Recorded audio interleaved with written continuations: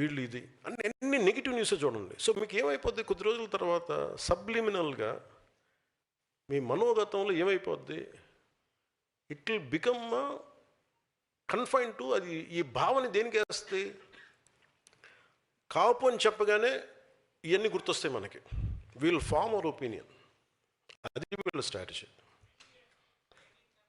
అంటే మీకు భావం ఏం చెప్తారు, ఇది ఒక్క కాపు కులానికి కదా, అందరికీ చెప్తారు, అన్ని కులాలకి. ఇదొక very clear cut political game ఇది. నేను దాన్ని బ్రేక్ చేస్తాను కాబట్టే నా మీద ఇంత కోపం అందరికీ.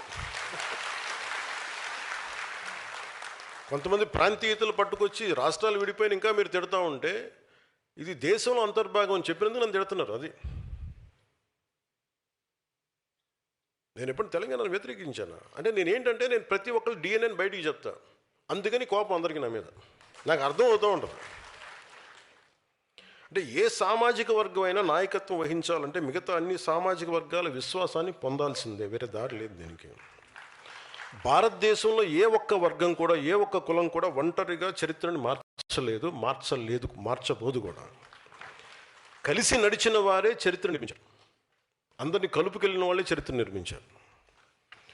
సాధికారత అంటే మీరు ఒక కులాన్ని పైకి తీసుకురావడం కాదు, మిగతా కులాలను కూడా వాళ్ళని పైకి తీసుకొస్తూ మీరు వాళ్ళు కూడా అంగీకరించే స్థాయికి మీరు ఎదగడం. ఏ సామాజిక వర్గానికైనా నేను అడిగే ఒకటే ప్రశ్న, మీ నాయకుడి మాటలు మీ కులాల గౌరవాన్ని పెంచుతున్నాయా, మీ సమాజం గౌరవం పెంచుతున్నాయా, లేక మీ సమాజం పైన ఉన్న అభిప్రాయాన్ని దెబ్బతీస్తున్నాయా? ఇది ప్రతి కులం మీరు చూసుకోవాల్సిందే. మీరు ఒక వ్యక్తి చేసిన తప్పు ఒక కులం చేసిన తప్పు ఎలా అవుద్ది అంటే నేను అందుకే చెప్తాను, నువ్వు నాయకుడిని చూపించి నీ భవిష్యత్తుని ఏంటో నేను చెప్తాను. నువ్వు ఎవరిని నమ్ముతున్నావు దాన్ని బట్టి నీ భవిష్యత్తు ఉంటుంది. ఇలాగ బూతులు తిట్టేవాడు నమ్మితే 11కి వచ్చారు, 151కి వస్తారు.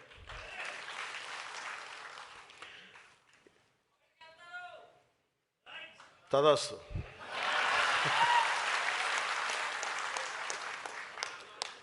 నీలో అమోఘమైన తపోశక్తి ఉంది, నువ్వు సాధించుగా.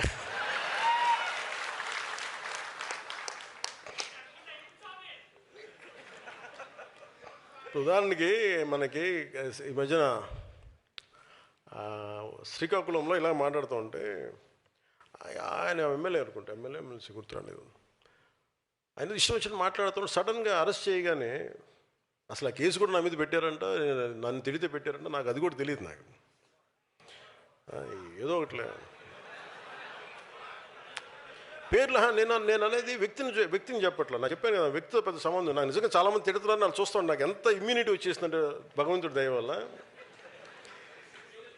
అంటే నాకు యాంటీ వైసీపీ నేను ఇమ్యూనిటీ ఎక్కిచ్చేసుకున్నాక నాకు అసలు అలా చూస్తూ ఉంటాను. నేను బూతులు తిడుతున్నాక అలా చూస్తూ ఉంటాను, సంతోషం.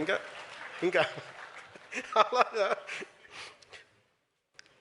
అంటే వాళ్ళు సడన్గా ఇష్టానికి తప్పులు చేసేసి, అంటే ఇప్పుడు మా కులాన్ని తొక్కేస్తున్నారు అంటాడు.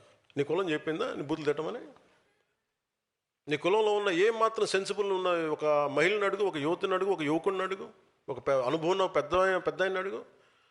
నేను బూతులు తిడతానండి, మళ్ళీ నన్ను జైల్లో పెడితే, పోస్టులో పెడితే నేను నా కులాన్ని వాడేస్తాను చెప్పు. ఏం మాట్లాడుతున్నారా మీరంతా? జనసేన కులాల ప్రాతిపదికన రాజకీయం చేయదా? కానీ మీరు చేసిన తప్పులు చేస్తున్న మటుకు నేను చెప్తున్నా, మా వాళ్ళు ఎంత మాట్లాడతారో, మా నాయకులు కానీ మీరు కానీ ఎంత చేస్తారో నాకు తెలియదు. కానీ నేనైతే తప్పు మీరు ఇష్టం వచ్చినట్టు బూతులు తిట్టేసి క్రైములు చేసి కులాలు వెనక దాక్కుంటే నేను మటుకు దానికి బలంగా ఖండిస్తాను. అంతవరకు నాకు ఆ భయాలు లేవు నాకు. అందుకని ఈరోజు మనం ఈ కమిటీల ద్వారా ఇవన్నీ మాట్లాడుకున్నాం. సో మన సమర్థతను గుర్తించాలి. అంటే ఇలాంటి పరిస్థితులు మీరు ఎదుర్కోవాలండి. ఇవన్నీ ఎందుకు చెప్తున్నా, ఇలాంటి పరిస్థితులు మీరు ఎదుర్కోవాలి అంటే మీరు వీటికి అవగాహన ఉంటుంది.